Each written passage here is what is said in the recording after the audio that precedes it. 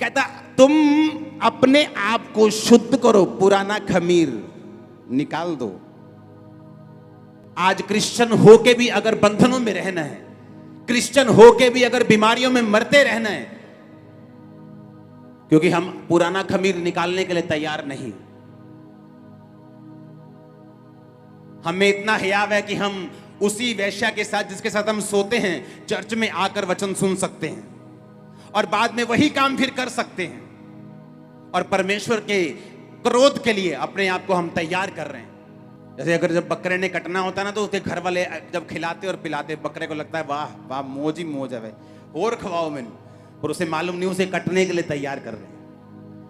परमेश्वर ने कहा तुमने इस संसार में बड़ा ही सुख भोगा और अपने आप को लाश के दिन में कटने के लिए मोटा और ताजा किया है। उसने कहा अपने खमीर को निकाल कर अपने आप को क्या करना है, शुद्ध करना है। कहता अपने आप को, किसको, आटे को नहीं बोल रहा परमेश्वर, दोबारा पढ़ेंगे उस आयत को। पुराना खमीर निकाल कर अपने आप को शुद्ध करो और नया गूंथा हुआ आटा बन जाओ, ताकि तुम अखमीरी हो, क्योंकि हमारा भी फसे जो मसीह है बलिदान हुआ है। और निर्गमन की उस वचन को पढ़ेंगे फिर से 8 आयत को। कहता उसके मांस को उसी रात आग में भूज कर अखमीरी रोटी और कड़वे साग पात के साथ खाना। उसको सिर पैर आंतड़ियों समेत आग में भूज कर खाना, कच्चा या जल में पकाकर कुछ ना खाना। जब परमेश्वर के सामने लोग बलिदान करते थे तो किडनीज नहीं खा सकते थे।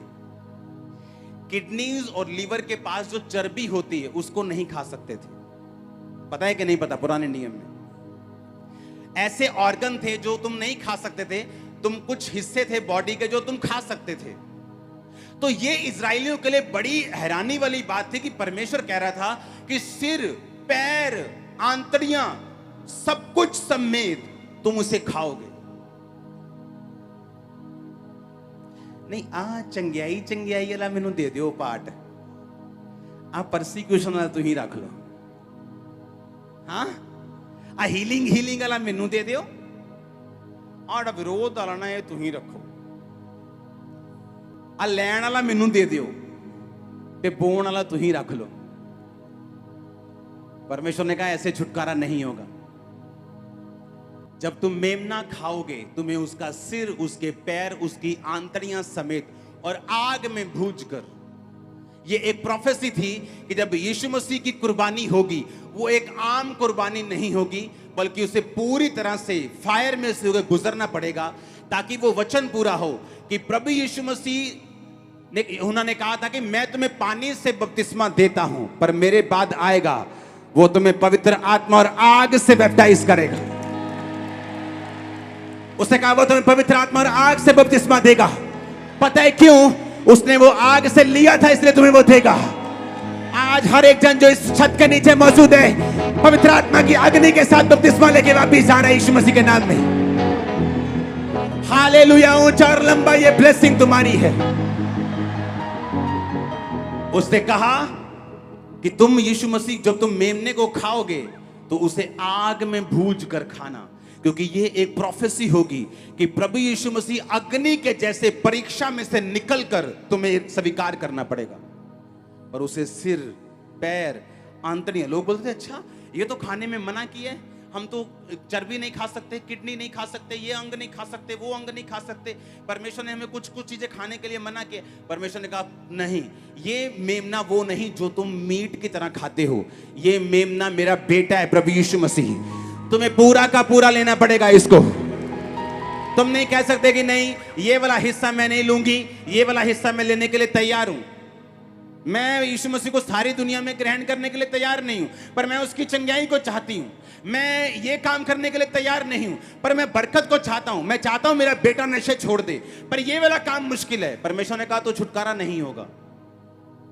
इसीलिए क्रिश्चियनिटी में जो रियल छुटकारे वाले लोग हैं, जिन्होंने खुद छुटकारा लिया है, अपने परिवार के अंदर छुटकारे को ट्रांसफर किया है, लाखों लोगों को छुटकारे के अंदर भेजा है, वो लोग हैं जिन्होंने पूरी तरह से परमेश्वर के वचन को माना है और चले हैं वचन के ऊपर। उसने कहा जब तुम मेमना खाओ तो अखमीरी रोटी और कड़वे साग पात के साथ खाना। यानी जब तुम यीशु मसीह को ग्रहण करो, अपने आप से खमीर को निकाल देना, जो गंदगी तुम्हारे अंदर है उसे निकाल देना।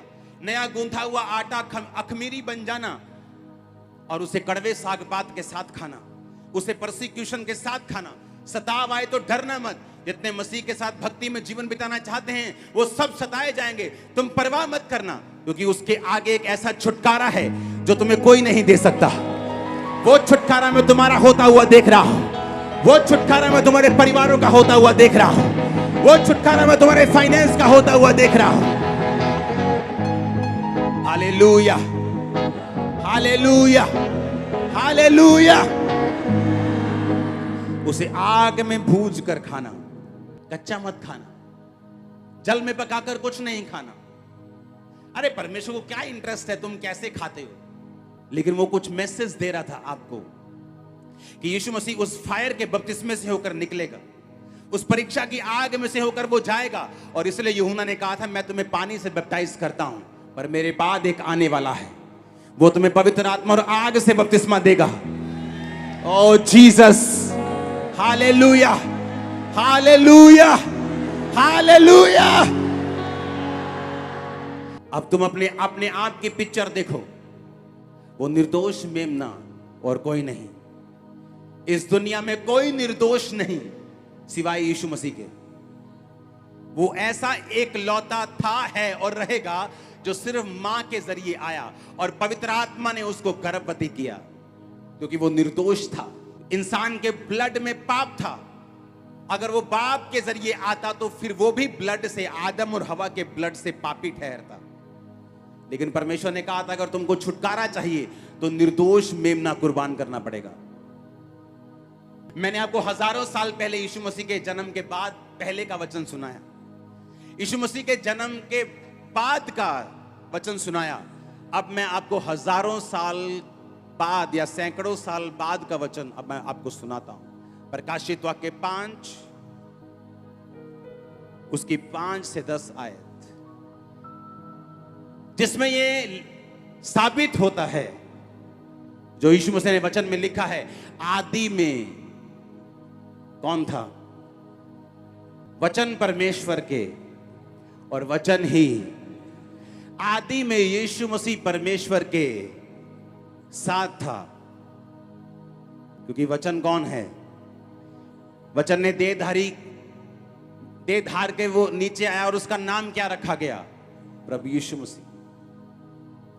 आदि में यीशु था, यीशु परमेश्वर के साथ था और यीशु ही परमेश्वर था। आदम और हवा के टाइम भेड़ कुर्बान की गई, मूसा के टाइम पे एक भेड़ कुर्बान की गई, मेमना कुर्बान किया गया।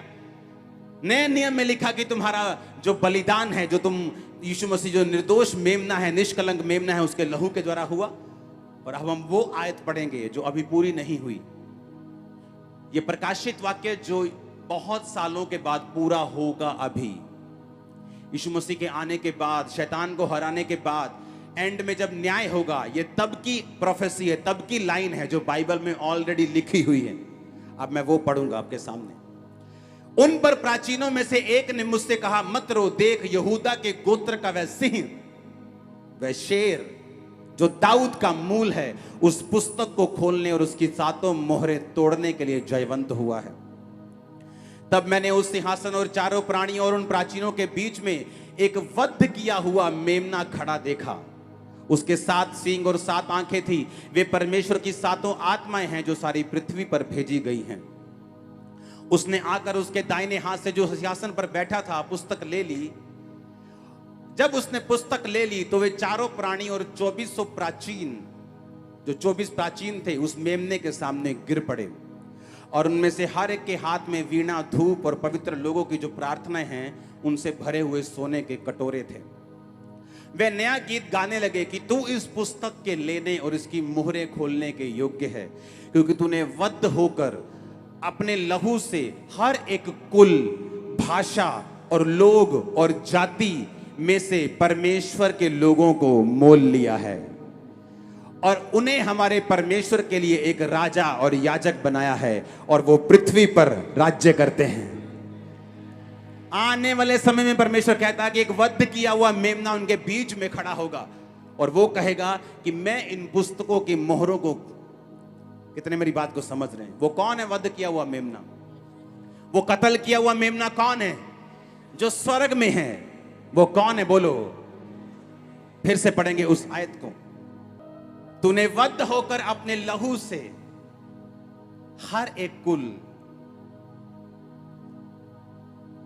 हर एक भाषा, जाति, लोग, अलग अलग धर्मों के लोगों को अपने लहू से मोल लिया है। कैसे रोकोगे तुम लोग? कैसे रोकोगे?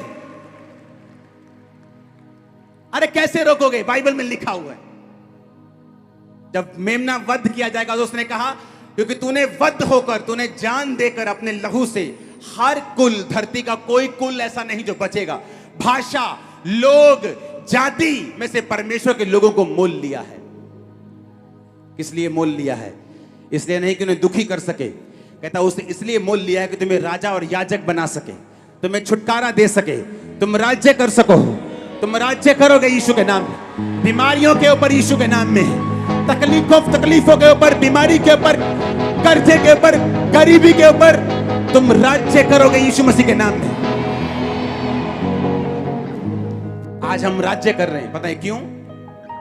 मेरी खुद की इच्छा है, मेरी पर्सनल लाइफ में ये चर्च का पैसा, मैं ऑफरिंग जो होती है वो मेरा पैसा नहीं, मैं मैनेजर हूं, उसको मैनेज करता हूं, कहां कहां लगाना है। इसीलिए हम जल्दी ग्रो हुए हैं। मेरे पास पैसों का हिसाब है, सारा पैसा बैंक में जाता है, तिजोरियों में कुछ नहीं पड़ा हुआ।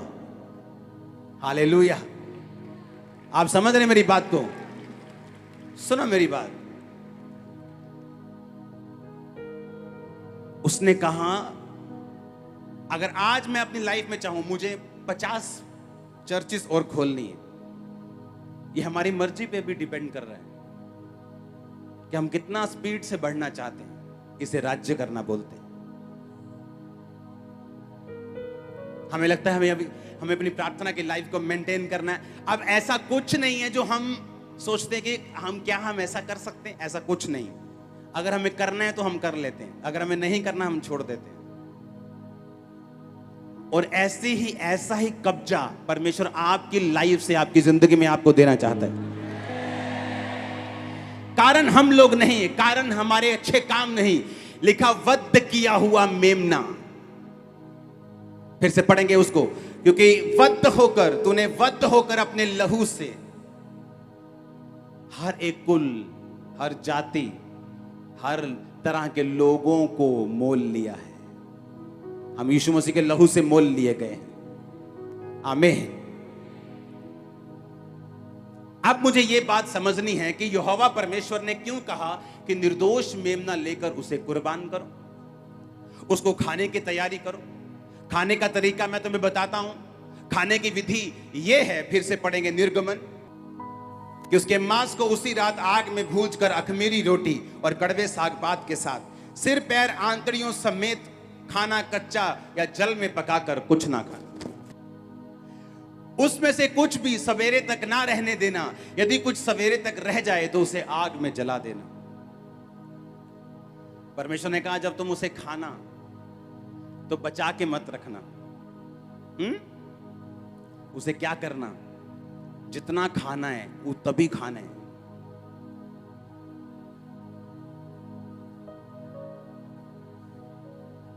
उसे बचाकर नहीं रखना सुबह तक।